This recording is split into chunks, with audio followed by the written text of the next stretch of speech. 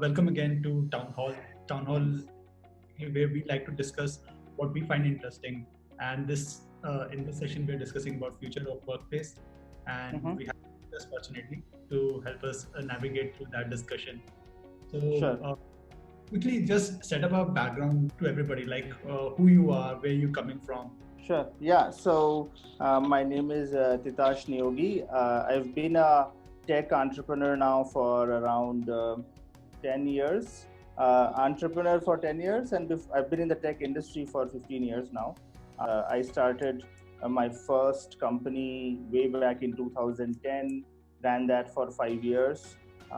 Post that, I've been doing what can potentially be called gigs in hindsight, but basically multi-year consulting projects with early stage startups, and sometimes with corporates as well, helping them primarily in product, technology, those sort of things, various different functions centered around tech. So that's been mostly my background.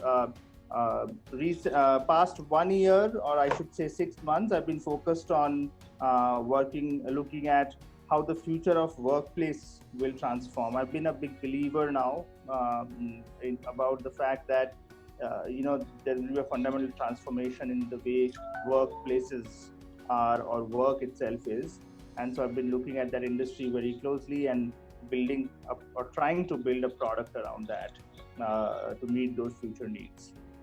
Yeah, some early markers of it are already getting highlighted in COVID situation, right? Yeah, I think it's quite a coincidence, not a happy coincidence, to be honest. Nobody would want to have the situation, but it is what it is. I think even prior to COVID, you might recollect, Pratham, you and I have had many discussions. I've been a believer that work, the way we know it, like these long term monolithic careers, are going to go away, and we are going to be forced to look at work as dynamic, ever-changing sort of a thing. And this has nothing to do with COVID. COVID has sort of expedited this, as it has many other things. But this was supposed to happen. We are now in a world where we have to constantly assess what the realities are and change gears according to that, pretty much on a quarterly basis, I think. Yeah, life of a skill has gone tremendously low, right? Like you could have like learned mechanical engineering and maybe learn to work around a lathe or some machine, and you could basically build your entire career around that. In today's world, I don't think like there is a particular technology or a technical skill that you could gain that will last you for a lifetime, let alone lifetime, not even a decade, right? Yeah, So I think I think about it almost on a daily basis, like even at a personal level. I think you bring up a good point. The only skill that will last you a lifetime is the ability to learn. I think that's the fundamentally important skill. You'll have to constantly learn and learn and learn new things, and that might be due to changing environment like the economy or whatever, or that might be because you want to do something different. But opportunities to learn are also actually increasing. So then, in that sense, we're in a very fortunate time. We have at our disposal the world's knowledge. It's all only about how we use it for ourselves. But that's the only skill. I think nothing else will matter anymore. Like what your education background is, what degrees you hold, it's all going to go in for a shift. So is it the self or the internal thing that motivated you? I mean, from software developer to a CTO, then from web development to AI, and now a gig worker. How did you identify those points? Were being in the valley made you aware of such points? Yeah, so I think a lot of it has been pure accident, being at the right place at the right time, sort of a thing. I was lucky to, and this is very like personal in the sense that it's only happened to me, may not happen to somebody else, kind of a thing. But the core thing is that I was part of an organization early on where there were opportunities to learn from peers. and there were opportunities to take on new challenges and solve for them. I had good leaders who helped me or who encouraged me to take on risks. Part of it was personality. I always wanted to be. I've always been a little bit entrepreneurial in nature. So it's a combination. But the underlying thing is that some of these things that I have done, which have resulted in outcomes that I didn't foresee myself, were purely about playing bets and doing experiments. I think the fundamental nature of, or I mean, even when I look at if someone asks me to send me my profile or introduce myself, in terms of my career, I say that it's a series of experiments and lessons. I mean, and that's primarily it. Like, I think I can summarize it as that it's been experimental. The outcomes have been lessons, and some of them have been desired, some of them have been undesired. So. Yeah, I mean, it's true for like any good solution as well, right? The larger the data size, the better your insight. So, yeah, that's a good point. That's true. One thing I wanted to point out, Rajat, you mentioned the Valley. I actually regret the fact that I spent very little time in the Valley. In fact, one big mistake which I don't mind admitting is that when I decided to start my company, I moved back from the US to India for various reasons, which were not entirely correct reasons. And had I stayed on in the Valley, the lessons and the end results potentially might have been much better. So I think while I did have a good amount of exposure from the Valley at a very interesting time, 2008-9, but I did not. I should have stayed longer. And I think to that point, that geography plays an immense role. Now, it's a very interesting time to say this because the US is going through a very bad patch and all of those things. But I am a firm believer that geography is fundamental to what your outcome is going to be. Like, if you have to take that, no matter what people say, of course, there are outlier geniuses in the world who can do anything from anywhere, but where you are in the world will play an immense role in the set of experiments you can run and the set of success scenarios you will have. If I'd stayed in the Valley long enough, my first startup would have probably had a much better outcome. So yeah, talking about US, I mean, it is correct to say that we are seeing the accentuated possibilities of what is happening due to the COVID situation. But I mean, theirs is also the largest economy. So like, they have the ability to burn a hole of like $4 trillion or $8 trillion or $10 trillion. We don't have the size of the economy, or rather, nobody has that sizable economy to even comprehend those things, right? Even if the situation is bad in US, that is the place where it can also get addressed faster than any place else in the world. Yeah, that I agree. And in fact, that's what I've been. So there's been this whole discussion because I wanted to understand this, even for my personal reasons. That are we looking at a world where the Chinese currency or China as a power would dominate the world? And I was reading up on this, and it looks like it's still 20 to 30 years away from that. Like, the dollar is still going to be the in spite of the fact that they're like pretty much going to have to print money and drop it from helicopters to revive the economy. Yeah. Isn't it also a complementary situation for you as an entrepreneur that the remote work is getting more easy? So, and given that you have already so much experience, I mean, for you, it's easier to find even nice people while staying in India, or do you still have similar set of problems in India as well regarding hiring skilled workers around the globe?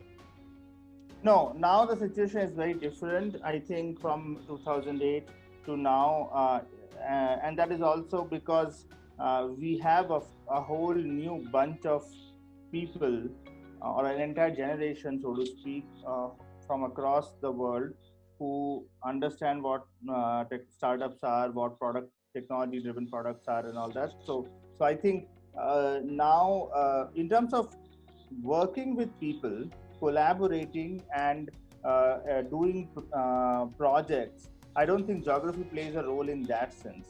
Geography plays a role in the sense of what are the seed ideas you are going to get, what are the how are you going to acquire your market, what so for instance, if you are in the valley or anywhere, like at a particular point in time, if you are at a certain place, you're likely to come across certain problem scenarios for which, and I'm purely talking from the lens of a product entrepreneur, but it could apply to other areas as well.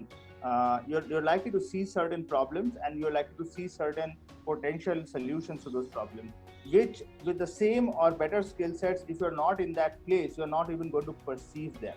So that's how geography plays a role, and that's how you are able to benefit. Now, once you've seen that problem and once you've figured out the solution, you can build it anywhere. But again, to validate it, you have to come back to the market. So access to a certain geographical area or access to a certain city, to be specific, or a ecosystem, to be specific, becomes very, very important from that perspective. So yeah. Just for everybody to understand, can you please time or rather put your career in a timeline, where did you started and what place you were, followed by which place you went next, what did you do next, until to now? Okay. I started in 2003. I graduated out of college, master's in software, in IT. And I joined this company called Veritas, which at that point was world's number 3 in storage software, which is an industry that doesn't even exist anymore. It's been eaten up by the cloud computing industry. But I actually joined as in a role that wasn't entirely technology oriented. It was a technical role, but was not entirely a classic software engineering role. Long story short, I transitioned out of that into a very core R&D research role, because there was this interesting experiment that was run in our company back then, where they said that if you've been doing something, if you've been in the same role for 2 quarters, you have to change your role and do something entirely different. Otherwise, your overall performance rating would be downgraded. So everybody in the company was forcefully asked or kind of encouraged to do something which was entirely out of their comfort zone. And so I picked up this challenge, which I had perceived at that time being within the company. I picked up this challenge which was related to search as a search engines as a problem. And to be specific, the problem statement was that we had thousands of pages of, as a product company, we had thousands of pages of product documentation, which is all in PDFs, and nobody could ever find anything. Our users could never find any information. And as a result, our inbound support calls were very high. And I started getting very interested in the area of how can we do better in kind of searching information. And I had no background in it. I was just very interested in the problem of finding information and sort of being able to find it in a better way.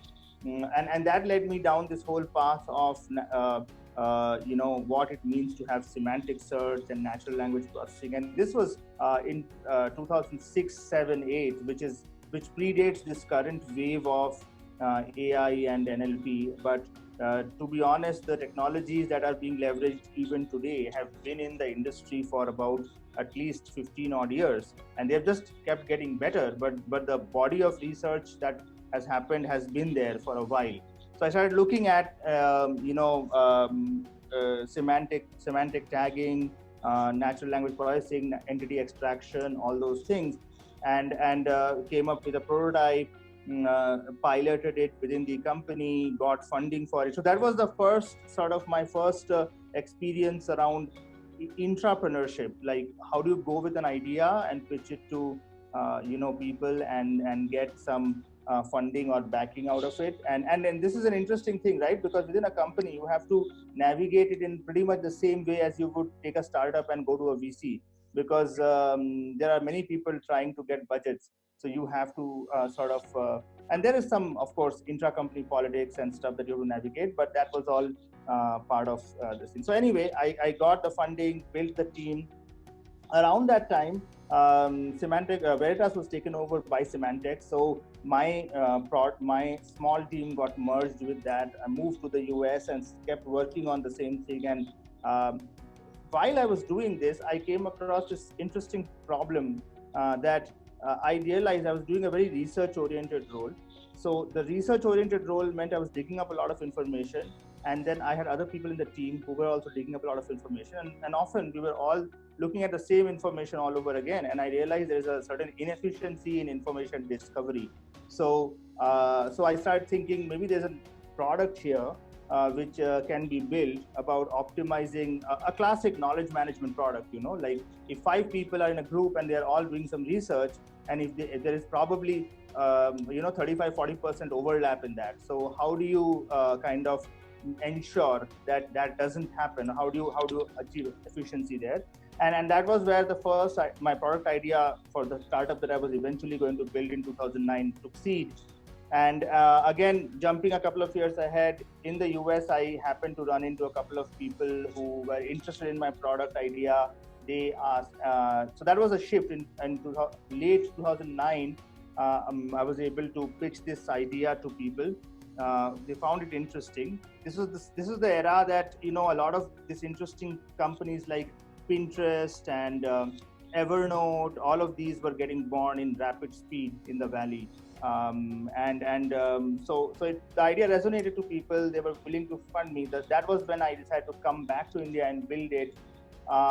It took me some time to kind of get to a right product market fit and a couple of different iterations. By 2012, the whole knowledge management thing had morphed into a web-based content curation platform called Themify.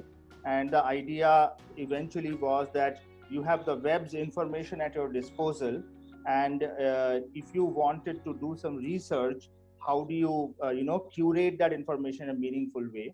So we built a tool that allowed you to do that, again using a lot of intelligence and parsing and stuff, and visually making it simple.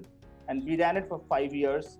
It kind of found a home in the education industry, in the edtech industry. So you can visualize teachers and students using the product to do research, compile their research material, and publish it on the web.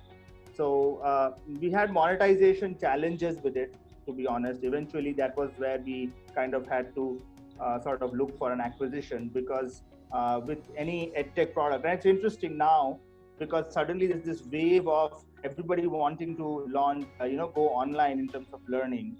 But back in 2013, 14, 15, we were trying very hard to push this product or this platform that enabled you to do online learning and teaching using information on the web. So anyway, we kind of decided that it's sort of at a point where we can't grow any further. So around 2015, we had an acqui-hire with a US-based group who took our technology and then built something on top of it. And then after 2015, I joined Factor Daily, which is one of India's first new generation media startups, as their founding CTO. Did the whole stack and product and design for Factor Daily for 2 years. But I realized that my core still lies in the fact that I wanted to work further in NLP and AI and that, because by then the industry had moved in leaps and bounds, and conversational interfaces, chat, and all of those things were coming back. And I have a natural sort of depth of experience in that domain.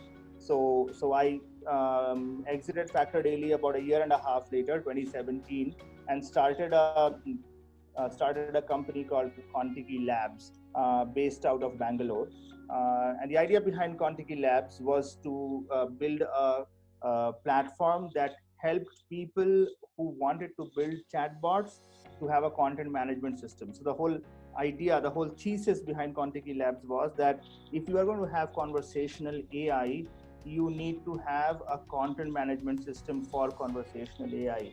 And without going too much into the details of it, the summary is that you're not going to typically write long pages and pages of content. You're going to have conversations, so you would need a different sort of way to manage that. So that was Contiki Labs. I built the team, the technology, and the entire stack around that.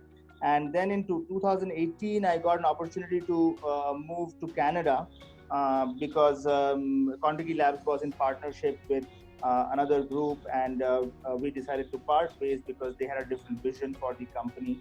So I moved on to Canada, started working in the tech and product ecosystem there, and spent the last 2 years since 2018, 2019, and a little bit of 2020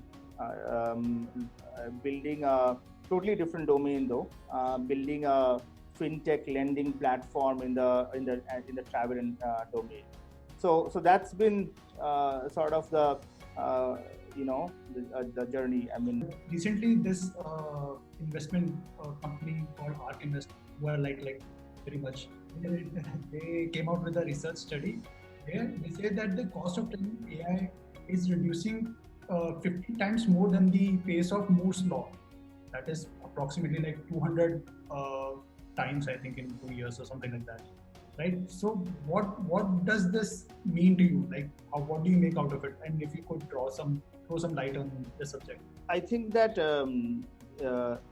we are rapidly moving from the from an era where AI was very hard and a domain of experts and and needed a lot of computational power and training material, to a domain where AI is a off-the-shelf component that can very quickly be used and deployed, and the only barrier would be your availability of data, and that is all, or availability of training data, and that is also fast reducing in a certain sense. So I think that I recently came across this platform which comes to mind in this. It's a platform called Peltarian, which I recommend or you guys to check out. Their core idea is to enable pretty much any developer, whether with or without a background in AI, with or without access to data and training data, to deploy their own AI-based models for machine learning, for image recognition, content classification, sentiment analysis. Now, it's fascinating because of two different reasons. One, Peltarian as a platform is unique because they are saying you don't need to know anything about AI to use AI. You don't need to necessarily do any amount of training. We are giving you the training data. We are giving you a very simple visual interface almost. I tried out their platform, and I was surprised to find that you actually don't even need to know much of the terminology or the inner workings of AI to get an image recognition or visual learning model to work. Now, what this means is, so we are actually in the same era in AI, which we were as a industry in I think early 2000s in general programming. So we were transitioning from C++ to Visual C++,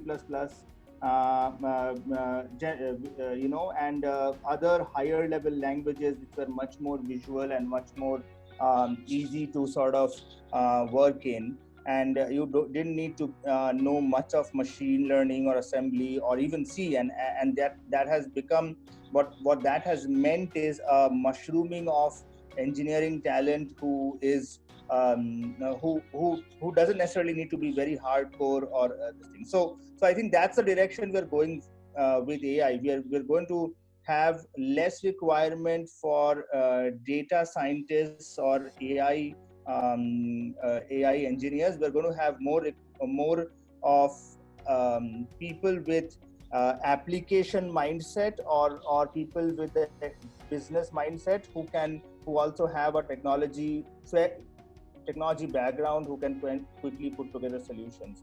That's how I look at. I don't know if that answers the question you asked, but I thought I would bring that up because it reminded me of that. So yeah. Insight. I mean, for all the technologies, it's like that, right? There is a maturity age. Like it sort of is around for a while. It's been with the desktop computing. It's been with the smartphones. It's been with now electric vehicles. Now it is with AI as well, as you say. Maybe it is the time right now, or maybe another couple of years when we truly see it like in everyday life.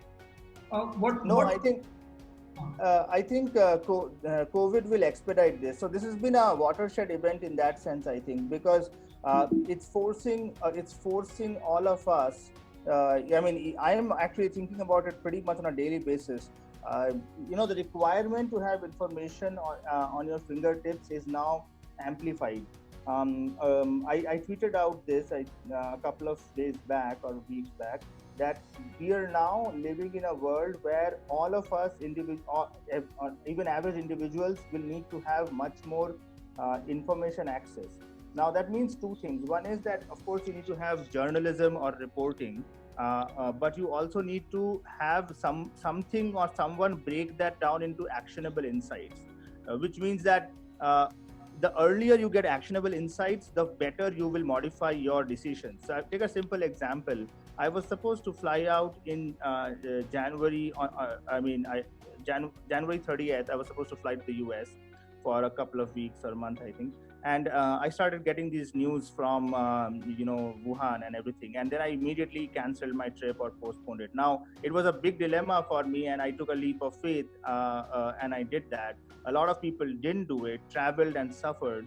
Now this is just a very, very relevant example. If you had a system which could analyze incoming information faster than humans can, and then alert you and say that, hey, looks like this is a very high emergency, high risk scenario, it is not advisable for you to do certain things at this point.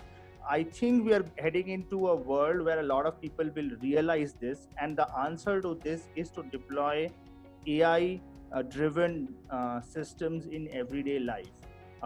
You will see at least a few attempts by startups and individuals to build things which help you do a lot more with information and give you actionable insights, and that's where AI will get used. That's one example, very, very relevant to right now, and there are many others as well. So yeah, it's triggered with the advancements in deep learning, right? Some 4-5 years back.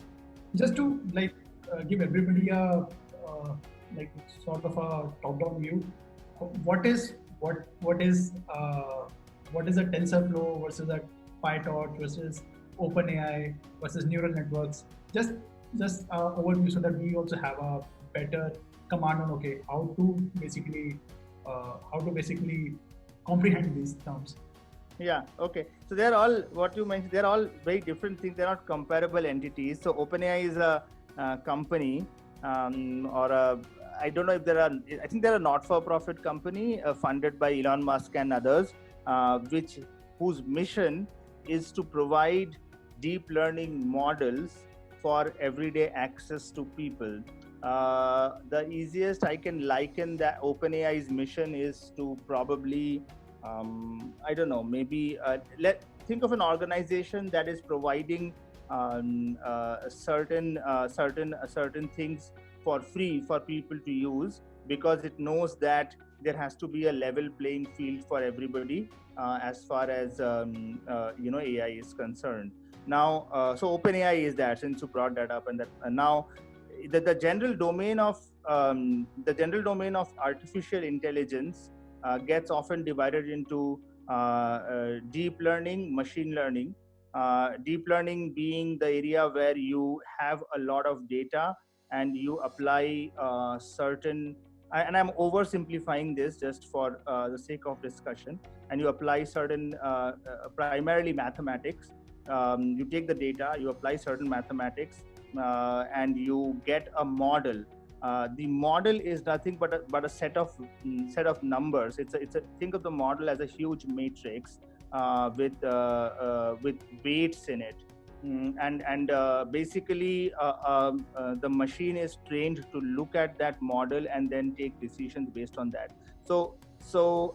My favorite example is that how does a child learn how does a child learn anything, or how do we humans learn anything? We take our first attempts uh, and we fail in that, and each time when we fail, we identify how much did we fail by, or what did we fail in, and we try to work on that failure. Now this process of, let's say we are learning how to climb stairs. So each time we, as in let's say a child, each time it tries to climb the first stair and it fails, it automatically tries to put its leg a little higher and until it is able to climb the first step and the next, and so on. Now each of these this whole process is essentially training. What he's learning out of it is how much does he need to lift his leg by to cross one stair. Each time he fails, it's a punishment. Each time he succeeds, it's a reward. And the end result of that is that his brain and his muscle memory is built to learn the right amount of leg lift to climb a stair. Now this is exactly what happens in a machine in deep learning. The machine tries to achieve certain outcomes and keeps failing, and each time it fails, it identifies the level by which it fails, tries to change numbers, and tries to achieve the success. And each time it succeeds, it rewards itself, remembers the reward, and then tries to move to the next stage. And the outcome of this is a set of numbers, those numbers by which it was able to achieve the success scenario. The reason it can do this is, it can do this really rapidly is because computers are good at that, at churning numbers at rapid speed. And the larger the processing unit is, the better it can churn this. This whole process is known as deep learning, and the outcome of this is a deep learning model.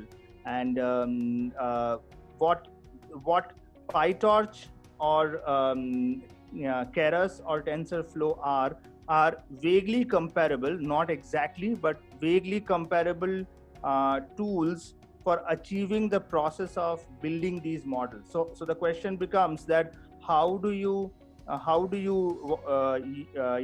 the machine, this is your reward, this is your outcome that you have to achieve, and these are the data set that you have to achieve this on. You use PyTorch or TensorFlow or Keras to do that.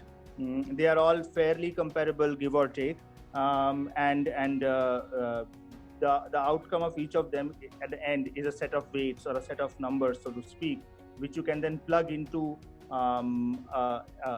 the application side of an AI. So you plug that model in, and you will have AI on the field as an application.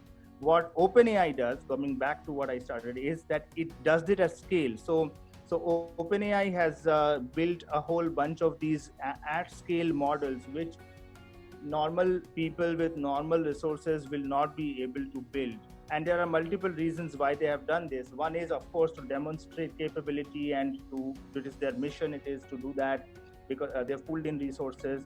The second is because they know that if everybody tries to reinvent the wheel, because the idea is that once you build a model, you can use that model across the board with very minimal modification or minimal training.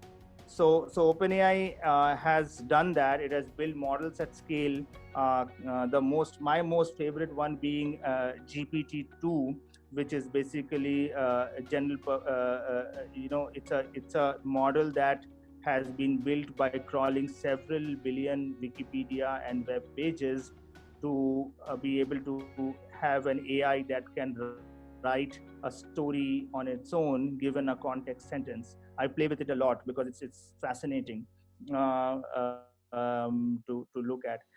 And then they have other vision APIs and vision models and stuff. So this is a very high level sort of a description of that. But I see a trend here. Since the time we had computers, people were worried that it would take jobs.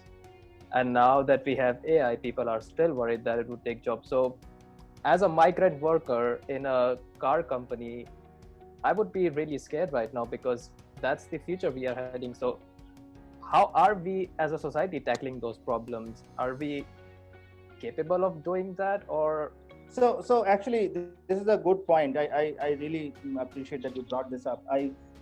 My focus, especially in my current effort with Gigs for Me, is to help build something for non-tech people specifically. So I again, something like, I think about this a lot. And in the Western world, not so much in Asia, but in the Western world, the whole concept of universal basic income is coming up. I mean, it's been around for a while, and I'm kind of jumping a step here. I'll come back to your specific question, but the concept of universal basic income, which is that everybody needs to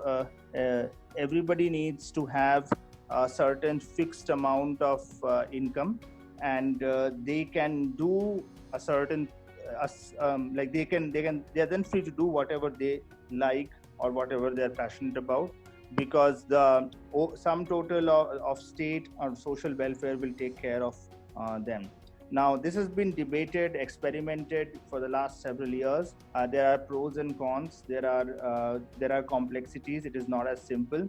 But COVID-19 has brought this back up in the forefront. You will, in the next year, coming years, hear a lot more about universal basic income and its requirement, or whether it is not required, etc. Those debates are going to come back to the forefront, especially in the EU and in the US. Probably not so much in the US, but in Canada, because US isn't exactly a welfare state. Now, coming back to job automation, again, COVID-19 will automate or force automation at a faster rate, because of various reasons, primarily being health and the impact of the virus. Technology will do what it has to do, and it will go at its pace, and it will eat some jobs. There is, whether it's good or bad is a different question. It is just what it is, right? Like when steam engines were replaced by electric engines, when horses were replaced by steam carriages. There's this fascinating there was a podcast, and now I've unfortunately forgotten the name of it, but the classic debate. But there was, at the onset of the cars and the steam engine, there was a society for the protection of horses and horse-drawn carriages in America, whose fundamental job was to protect the horse and the horse owner and the horse carriage. Like, there was a society that was there in existence for a good 30-40 years who had that as a mandate. Regardless of that, we know where things have gone. So that's going to happen. I think the answer lies, really, I firmly believe the answer lies in a welfare state, in rethinking the way we are running our establishments, and in rethinking the way we look at work itself, and careers and what we value. Like, this at the risk of making this a philosophical discussion, which I don't want to make it, we are at a point where this is not a question that can be answered with a single lens. You can't say either one way. You can't say because technology is going to take away jobs, we are not going to progress further. You can't also say that we don't give a damn, jobs will go and people will, lose their jobs, let technology continue. Neither of those. It's not a zero-sum game. What is the ideal solution? The ideal solution lies by marrying together disciplines of economics, politics, and the very, very principles of what work and what careers and what a successful career means, redefining those. And that's not easy, but that is where we need to think about. We need to put more energy behind thinking what is the future of work, what does it mean to be employed, what does it mean to be successful, and then you will come to the answer of why is everybody not being paid equal, or why isn't everybody guaranteed a base lifestyle, that will then bring the question of, okay, if we assume that everybody gets a base lifestyle, then that is guaranteed by the society, then this whole debate goes away, right? Then your question becomes, how do we achieve that, and can we use technology to drive achievement of that? And then people can do things that they are good at, or they are interested in, or they find value in. And it's obviously sounding very idealistic, but that's the direction that we have to go towards in our current state, where we have so many different things pulling at us. So yeah, and observing this point, I feel it is much more easier to implement such things in a first world country rather than a developing country, because people are much more open to new technologies in first world country because they are aware of it, and I guess in the third world country, which is still dealing with other problems, implementing those technologies won't solve some of or many of the problems. I think it's not going to be like that. I think there are two or three things. One, that I don't believe that this is a question of developed versus developing. I think this is a question of how far will we go with existing models of capitalism, where the idea is that the more money you have, the better off or the smarter you are, so everybody is in the race to maximize wealth. So when you are in the race to maximize wealth, you are going to go at it no matter what the social cost of that is, and that's fundamentally a problem. And now we are seeing the outcomes of that problem. This is why we are suffering, because we never really gave value to healthcare. We said, okay, healthcare is of not important to invest in because nobody really falls sick. But now we have a tremendous social and economic cost to pay for it all over the world. So I don't think that this is like the both. If anything, COVID-19 has shown us that both the Western world and Asia, both developing and underdeveloped countries, are equally vulnerable, have their equal share of problems, and nobody really has it nailed down properly. I think that each local area has to develop its own model here, has to find the right balance, because a lot of local culture will come into play. For example, if you talk about universal basic income, the definition of what is a livelihood, a basic decent lifestyle, changes. So therefore, local customs and local requirements have to be taken into account. In the developing world, what is important for us is to realize that we urgently need to declutter our cities and go back to living in smaller cities and villages. And technology can play an interesting and powerful role there, in the simple thing of, can we do local area manufacturing using 3D printers? Can we do telecommute? We can, of course. So therefore, if we can do those, can we build local ecosystems that are self-sustaining? Those are things that the developing world can do, as long as some people don't always go for wealth maximization. So you actually opened like a lot of, given this like long my opinion about many things, and it's opened up a lot of gaps for us to like go deep in each one of them. So I'll take up one. You mentioned about UBI and the role that maybe there is a welfare that is required by individuals everywhere, where they get access to a basic lifestyle, so to speak, or some capacity of like earning income.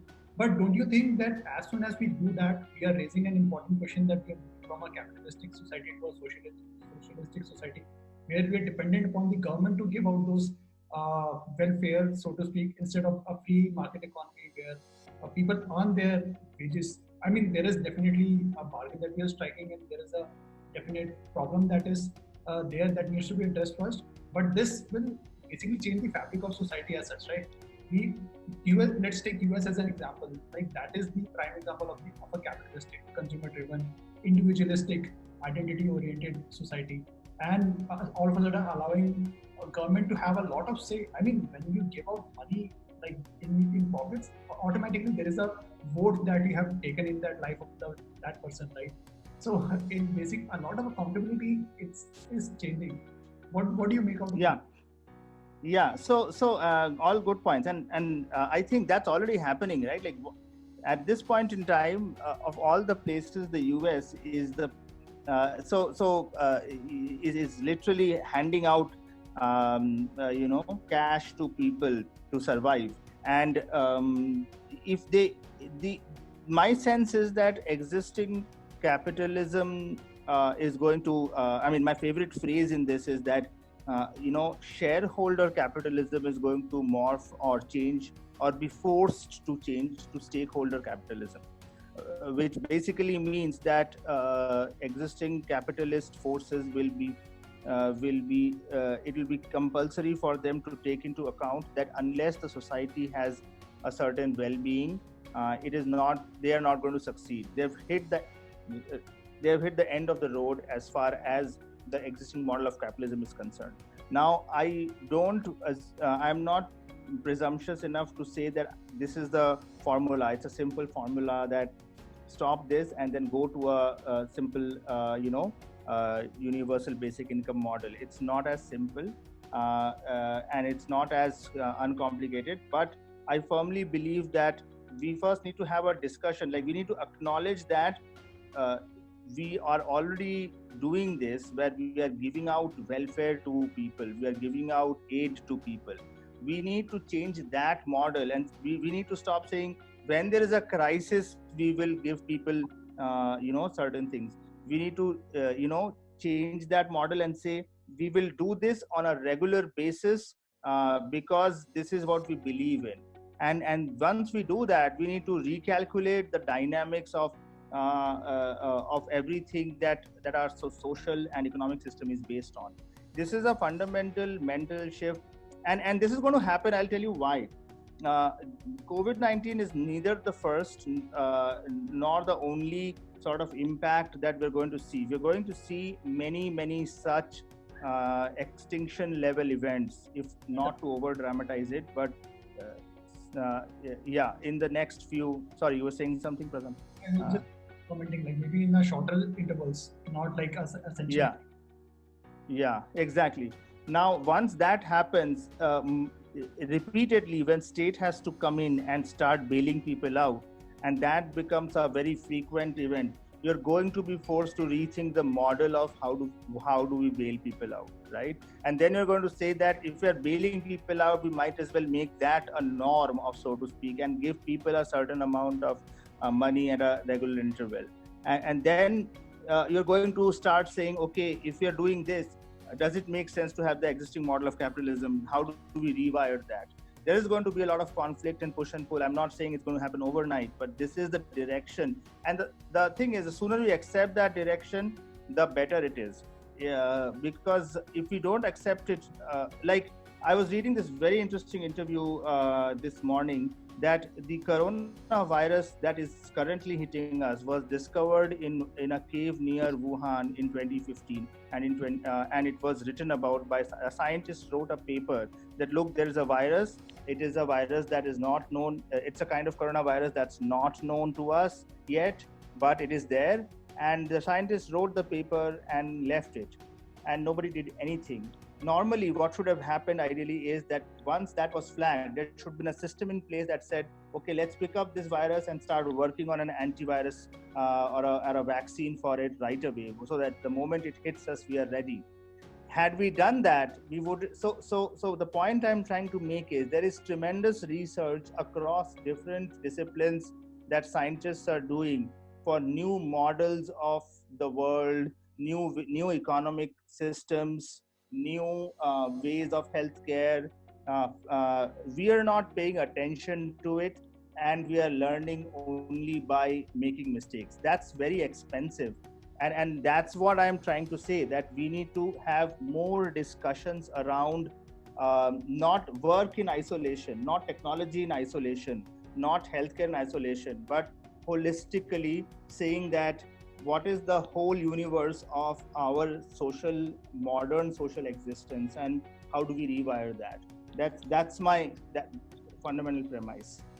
Yeah, but is that not also a very oversimplistic view? Like assuming hindsight is always 20/20, right? Like assuming that there is a coronavirus out there somewhere right now, which hasn't been identified earlier in history. Saying that scientists has a prerogative on like working on that now. It seems fine now, but there is another thing that could be out there tomorrow, and we are unaware of it, and thousands of more such research. Like how many more places we can actually go and focus, irrespective of whatever economic structure. Yes. Yeah. No, it's not oversimplistic. So it's only. It is complicated, but it is not impossible. The point is we have to come up with a framework that addresses what are the different forces that impact us on a certain social existence level. We have to rate those forces on a scale, and then we have to constantly monitor signals around those. And that's where my previous statement that I made, that AI can help us do this, is that we need to start listening to. Let's take a very basic example. If heads of state and policymakers are constantly listening in on new ideas rather than just continuing the whole mandate of we'll just exist as we are, if we are constantly receptive to new ideas or new signals, we are much more likely to come across new models and solve for them. We are much more likely to flag problems earlier. We will still miss a few, but what I'm trying to say is we have information available to us and we have tools available to process that information. What is lacking is our willingness to accept that there is an alternative possibility. I think we are too caught into this whole thing of, and even now that's what I'm seeing. I'm seeing the fact that people are just waiting to go back to their lives into the old framework. We need to leverage this situation that has happened with COVID-19 and say that that framework itself was flawed, because if it hadn't been flawed, we would have not been sitting ducks in the way that we are right now, right? The framework was flawed. Let's not go back to that framework. Let's go back to the drawing board and create a new framework. I don't think it's that difficult. If you look at what are the factors that affect us, how are those factors linked, and what are the signals that we need to monitor, and then build systems on top of it, and take it from there. Yeah, I mean, rather than focusing on, like, head of states focus much more on army and the imminent threat that we might have versus the threat we surely will have. I guess that's the whole nature of that, of judgment that has to change, I guess, or move across the board. Like, everyone has to be on. Yeah. I think the reason why, again, I mean, it's actually linked, right? Like, the reason why we focus so much on armed forces is also linked to capitalism in a large way, because historically, paying for bigger and larger weapons is a big industry, and that's why there is this race for arms, because and makes you a superpower. Yeah, and somebody somewhere is making a ton of money. And so there is a fundamental rewiring of the social fabric that is needed. Now, that is going to happen in one of two ways. Either it will happen voluntarily, where we will all understand it, or it will happen forcefully, which is what happened at the end of the 2 world wars that we saw, where everything was destroyed and rebuilt. The only problem now that I see is going down that path is that the window and the resources and the human cost is very high. We weren't so many people on earth. We didn't have so much pressure on resources. And therefore, if we go down the wrong path and learn by destruction, the cost to human life is going to be much higher. Anyway, moving from this point and coming in the current scenario, what made you start Gigs for Me? What experiences you had that you thought, okay, because you were ahead of the time in a way, And what made you start Gigs for Me? Yeah, I think the fundamental reason I started Gigs for Me is because I believe that the way work itself is going to get transformed, and we are going to move away from monolithic careers that start at age 25 and end at age 55 to having short bursts of different kinds of work.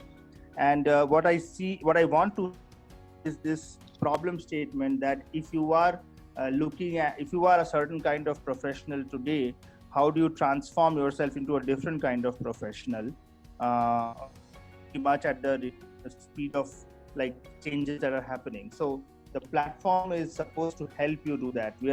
It's supposed to be your go-to place, and what I want to do is to use big data and AI to help you take the best decisions possible to transform your career. That's why I started this whole effort. Thank you, Prakash. Thank you for taking time out. Okay, thanks. Have a nice evening and stay safe. Yep, you too, guys. Thank you. Take care. Bye. Thank you so much. Have a nice day.